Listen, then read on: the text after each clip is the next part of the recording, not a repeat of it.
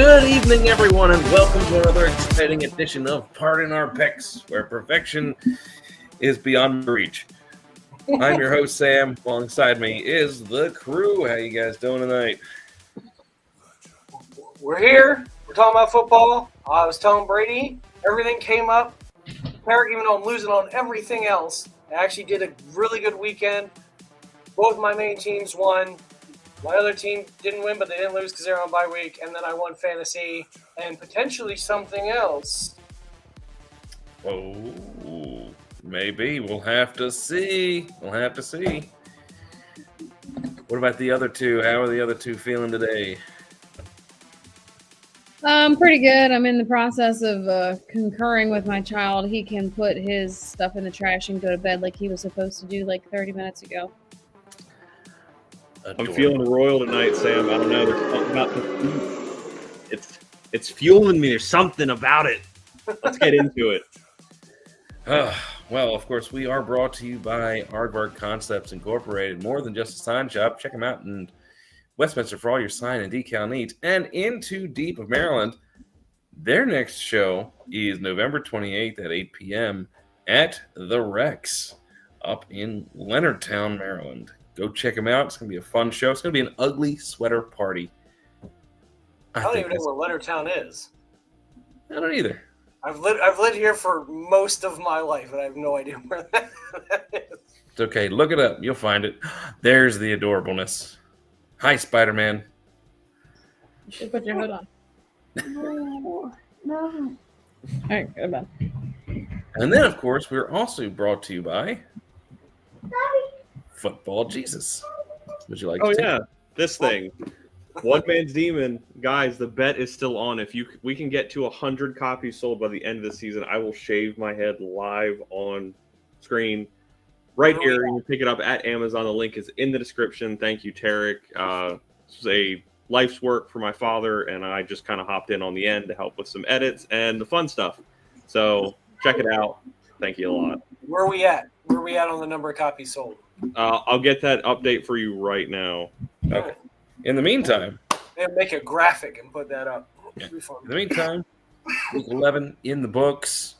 We are absolutely rolling with it. But unfortunately, there was a bit of a controversy this week. Let's take a look at our breaking news. Spitgate. We have had a second incident of spitting. Chase and Ramsey spitting at each other. What the heck's going on? Why are these guys getting so heated? Why are they spitting at each other? I don't know that they spit at each other, did they? I thought Chase just spit at Ramsey, and then Ramsey, beat the daylights out of him. So for those of us who are on the struggle bus with their fantasy team because they drafted Burrow and Chase, then got Hampton and several others that have made their way to injury reserve, I was getting excited to have Burrow come back. Not that Flacco's not doing great, but Flacco's been blowing up numbers for Chase also. And now Chase has been suspended. And I would argue that it is not enough of a suspension. Even though he's on my fantasy team, he makes far too much money to be assaulting people like that, spitting on them. That's disgusting. And he needs to act like an adult that has some kind of like consideration and couth. That's absolutely gross. Yeah, I mean, I totally agree. I mean, as someone who has grown up playing sports and still does recreationally, like spitting is a thing that people do during sports. You just tend to not do it directly at another adult, especially when, like, as Jess alluded to, you're getting paid a king's ransom to play said game. So, yeah, I think it's gotten a little out of hand. And at this point, if there is an allegation of spitting, I honestly would not be opposed to there be some kind of like that we have instant review or, on the, like, why can we not have the referees do that when we can see it 2 seconds after it happened on live TV? So, yeah, I think it's absolutely ridiculous. And for someone who is supposed to be the best of the best at their position, not just really good or an okay guy that's like getting playing time, like you are supposed to be like bar none the best, act like it. Yeah, I kind of feel the same way with a lot of this. I have kids in middle school sports that we're teaching them. I'm the assistant coach of basketball. We're teaching them sportsmanship. We're telling these kids, like, don't throw the ball. One year we had a kid literally throw the ball at the ref. Like, that's not okay. So you're supposed to be teaching sportsmanship all the way up. And then to have something like this, and my kids are watching the football games with me, and they're like, what is that? What did he just do? Why is he doing that? So that's not a conversation among others, obviously, but it's not a conversation I want to have with my kids. And they shouldn't. It's the same thing. I guess it's worse. But, like, I don't like it when they throw a hissy fit in the end zone. Like, oh, I didn't catch the ball. Like, okay, that's the one thing you're supposed to be doing. That's what you're paid for. You're paid way too much money. You're on TV. You're a role model for kids, whether you want to be or not. You shouldn't be doing that. Back in the day, when you had a beef with somebody, you threw punches. You punched them in the head. Of course, I guess they learned not to do that because they're wearing helmets. But back in the day, they were too dumb to know that, i.e., Andre Johnson, Cortland Finnegan. Of course, Andre just ripped it off his head and started beating him with it. That was a good one. Exactly. But don't let that confuse you. I am not condoning violence. Frankly, I am the opposite kind of guy. Eric's absolutely right. They should be held to a higher standard. They should be more professional about the way they do things. But frankly, the way that I see some of these people, go all crazy when they make a tackle. They make a big deal about it. They knock a ball down. Quite frankly, it's from top to bottom on all levels. Sammy playing flag football. The other kids would celebrate and do dumb stuff and be all kinds of disrespectful in my eyes to the other team, to each other, doing stupid stuff. Just I couldn't stand it. And quite frankly, the coaches encouraged it, which is just as dumb. It annoyed me to no end to watch little kids be taught this kind of stuff. And yet, that's the culture of sports nowadays, is if you do something mediocre, let's all celebrate and have a great, grand old time. Who the heck cares? But anyway. I mean, I'm into some of this, like a little bit of celebration, but like tasteful celebration, being still respectful of your people. But I do think, setting an example for the kids, especially like Chase is known for, like, they all do special work outside of the field that's like really important with kids. Like they work with kids, sick kids. He's got his little buddy up there, who I believe like beat cancer once or twice now. And he's just setting such a bad example. I don't know. It is shameful for sure. It is. And quite frankly, I think they need to do something about it. Back in the day, you do something great. Emmitt Smith would score a touchdown, hand the ball to the ref, walk back to the huddle, might high five a guy or two. Marvin Harrison did the same thing. He would score and then just sit down. He wouldn't do a dance. He wouldn't do a pump fake or anything. He'd just go and be like, all right, let's do the next one. No Key and Peele triple pump. I hate Ron. No pump. All right. Now, let's see which one of us is actually in the driver's seat to be celebrating this week.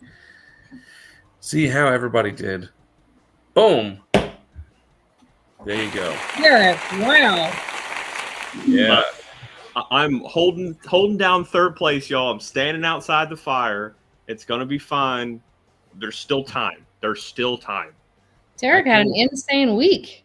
I don't know how the heck I did that. I'm just... Because on the close games, I was looking at it earlier when we were talking, you picked correctly on all of those games that were like, we could see it going either way. But like you're the only one to pick Denver and Philly. So you gained at least a game on everybody there. So that was a huge thing right there. I picked Denver, but I definitely didn't pick Philly. Mm-hmm. Problem is, I also picked Seattle. Did you pick Dallas? I did pick Dallas. Everybody picked Dallas last week. It was the biggest Raiders. I mean, what can you do? But that's a video. What's wrong with the Vegas Raiders? I could talk about that for 45 minutes. So Thank you, Carol. Tarek is patting himself on the back with all these. It's all I got. It's all I got. Next week I'll be in last. And it'll be forgotten. I feel bad with this board too because Sammy is just cut off completely. He is. All right, let me remove it. Anyway, yep. Poor Sammy. He got the same record as me. The thing is, I watched Sammy's picks up until the 4 o'clock games or until the 1 o'clock games resolve. He is looking good. He's at the top, but some of his picks just seem to be a little off the wall. Hey, but this is the year for it, though. I mean, how many games have we sat and watched? And it's like, how did, this happen? Or, XYZ. I mean, nobody saw the Texans come back to, like, when they were down 29 points with a quarter and, 2 minutes left. But didn't Miami beat, Buffalo? Buffalo. Yeah. Mm-hmm. It's been a weird year. We've had multiple weeks where we've been at, 500 or less. Mm-hmm. Yeah. And Carolina's at 5-5. I mean, who would have saw that? I picked them I was the only person to pick them this week. I've never rooted for another team harder.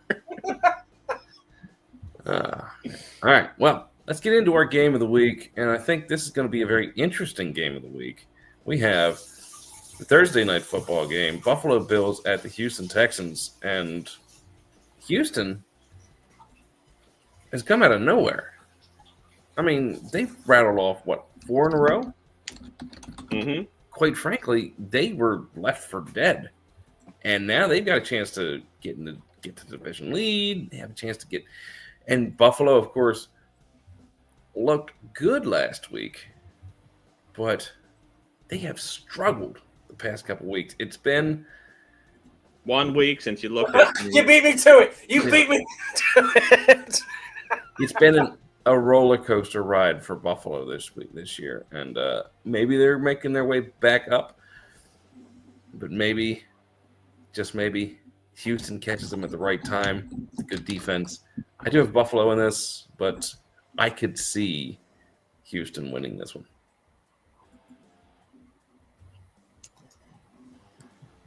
Yeah, I mean, Houston's defense is pretty great, so it's the offense that I worry about.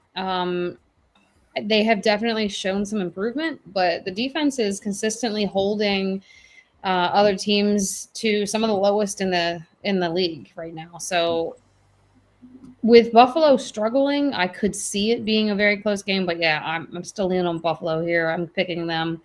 I do not see Houston taking Buffalo down after just beating the Titans. I just appreciate Tarek removing the turkey because it was. But that's why I removed it, because I'm like, wow, Sam's sniffing that turkey butt. Yeah, he does that. Well, we all know that I am behind. Oh my God. I'm like, I'll just silently move this off the screen. That's a Thursday night game too, by the way. It is. Tarek, what do you think about that game? It's going to be interesting. I like Houston's momentum. I think it's going to go. I think they'll make it an interesting game, but I don't think it's enough to really beat Buffalo. Buffalo has struggled, but when close to the top struggles and close to the bottom improves, it's still not meeting in the middle. So I think Buffalo is still going to chance it, but I think they're just going to use them as a warm-up to try and get better and finish off the season. Yeah, I agree. I'm going with Buffalo on this one. What really surprised me last week about the Buffalo game was their inability to cover the run. And in all the Houston games that I have seen, it's been their lack of ability to run. So if Houston is going to be in this game, it's going to have to be on this essentially undeveloped run game that they have. I mean, they have 2 really good backs. They have Nick Chubb. They have this rookie who is ahead of Nick Chubb in the depth chart, but I forget his name. Don't shoot me. I'm much too young to be shot. But I do think there is a path for Houston to win. I mean, Buffalo essentially for 3 quarters last week let Tampa stay in that game. Tampa has been one of the more maligned like long-term teams when it comes to injuries, but Tampa stuck right with them up until like the mid-third quarter. And I truly think that if Tampa was at full strength, they would have beaten Buffalo. And Buffalo is not playing well. I mean, James Cook did not have a good game last week, but they just were able to piecemeal it together even after sitting their number one wide receiver last week for a personal issue. I think he missed a practice or something like that, which, again, back to the whole professional thing, this is your job. Go to work. But, yeah, I think Buffalo is going to go in and win this game on Thursday. But I honestly could see this being a very close game given how good Houston's defense has played in the last, 5-6 games, really. All right, guys, that's our game of the week. Let's move on to our Pop Panel Quick Pick'ems, and let's take a look at what we got. So, I'm the only one that believes Cincinnati's going to beat New England. Is it that I think that Cincinnati is a better team than New England? Is it that I think New England's going to fall off this week just because they're going to get caught off guard? Or is it that I just need to catch up and I had to pick something that I thought might happen? All of the above. I mean, if Jamar Chase was playing in that game, I'd 100% believe you, because in the Patriots games that I have seen a lack of a pass rush out of that team. So, and if you give a guy like Joe Flacco, who is typically a 2-3 step drop, throw the ball guy, and if you're not hitting him on that third drop, he's getting the ball out.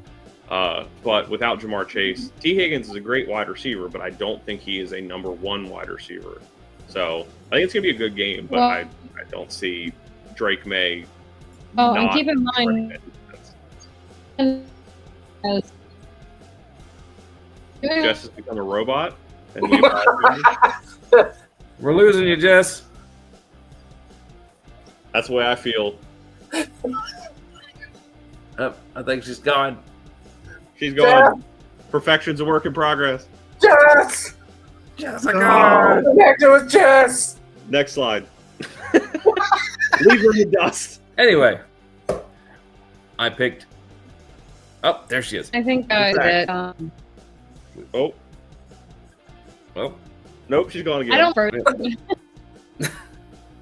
We're getting a little bits of you, Jess. There, she's back. She's moving Let's again. move really fast, really quick. I'm moving. Yes, you're good. All right. I was gonna say, I think it's worth noting that New England just placed their their top defensive player on IR, and we are also not sure if what's his face is coming back this week. But Flacco's been a great. What he means by what's his face? Yeah, you know what I mean. All right, continue. So I'm the only one to pick the Minnesota. Vikings to win this week. Green Bay, I could flip that one for sure. Green Bay looks like poop. Their offense is just terrible.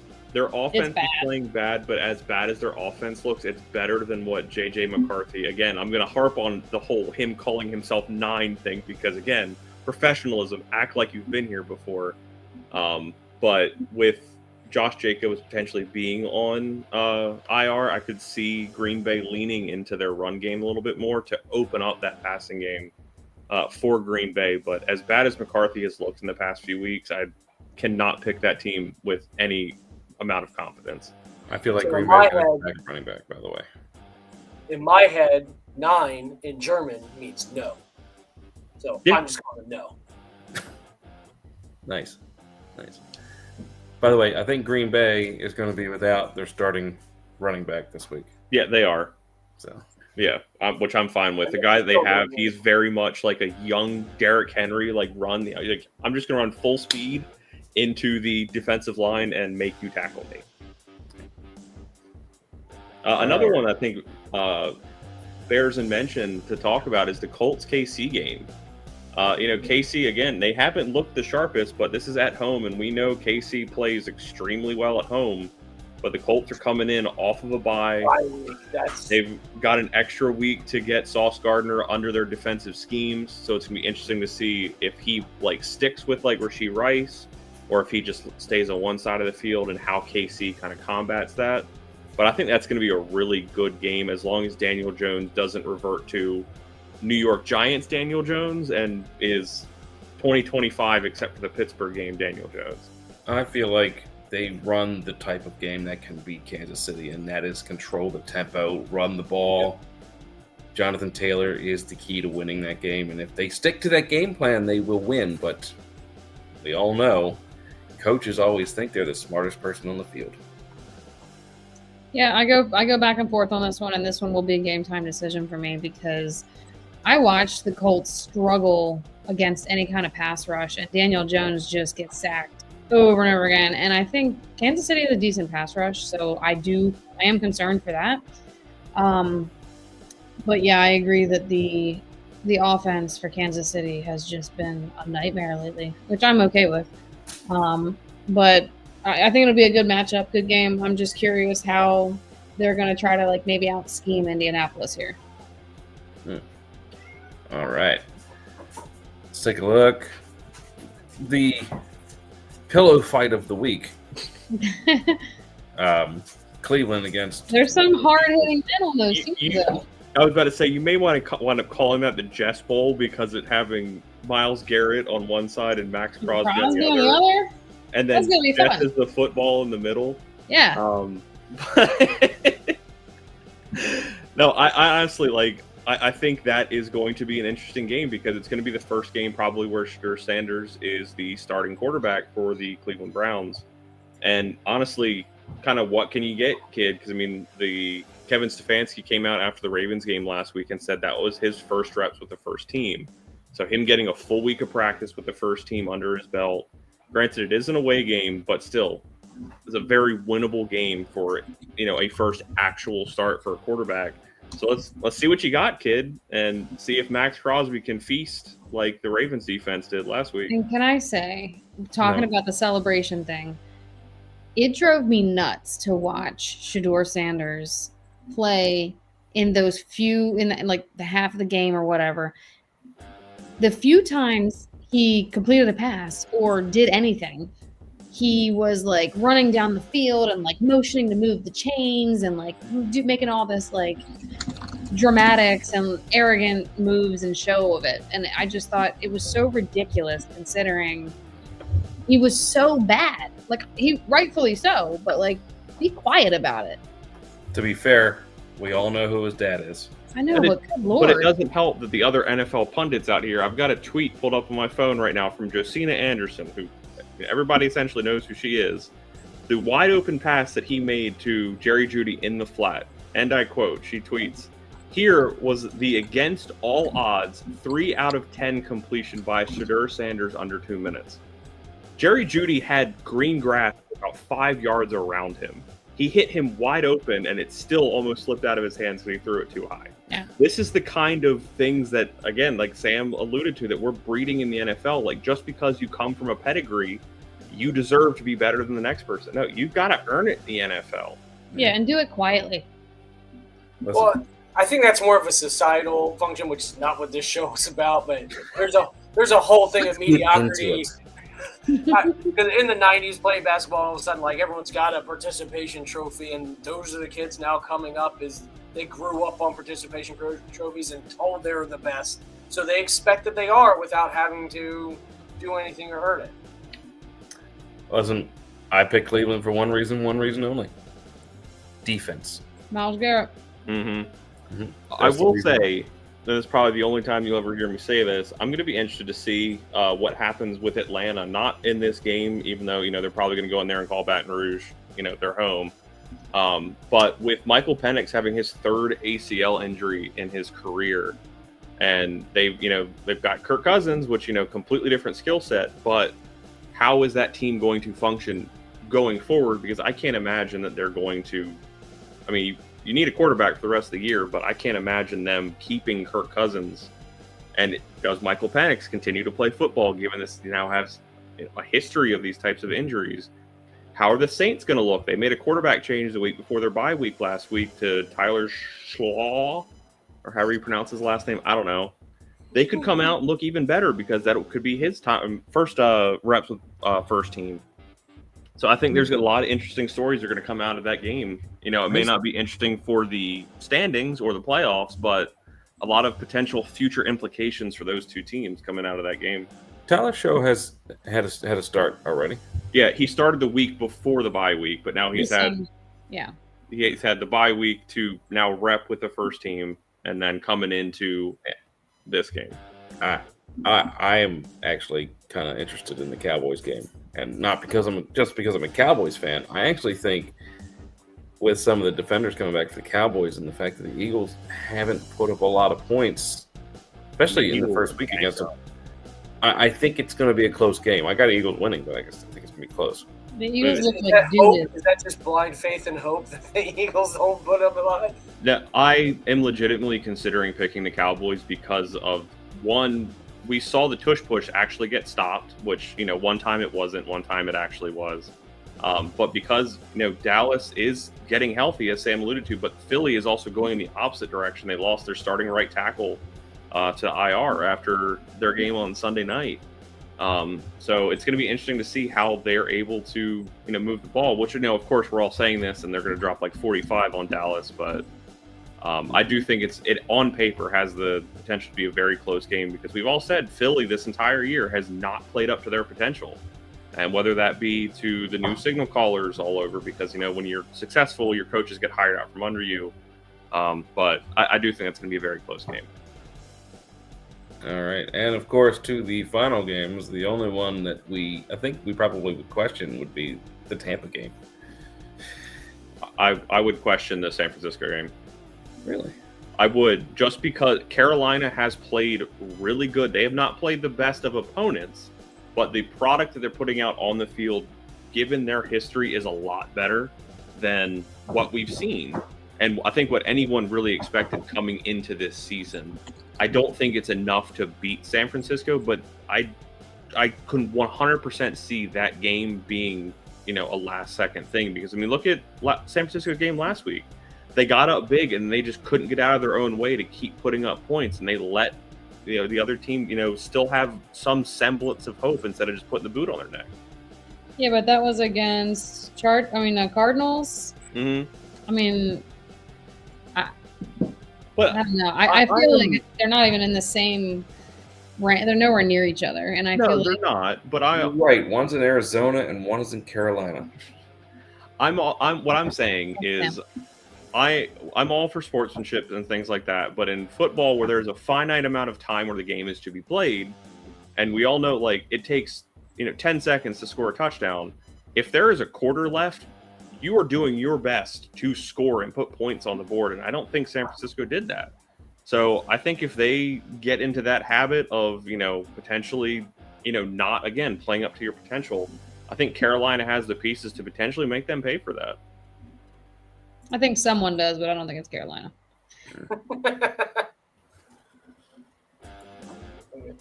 All right, people. Thank you very much. We appreciate you watching and the comments and all the fun. We had fun. Hopefully you did too.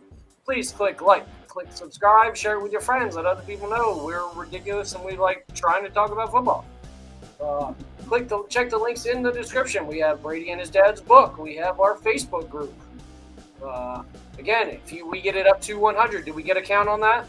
35. 35. 5. All our tens of people can do it. Someone out there is going to find this and just buy 60 copies and make me sweat for the rest of the season. Anyway, buy the book. Join our Facebook group. Go see In Too Deep if you're in the area, or even if you're not. Drive from Arizona. Because we have people in Arizona that watch this. But we appreciate it, and we will see you guys next time. I'm Tarek. I'm Jess. I'm more than a memory. And I'm Sam, and you have a great football week.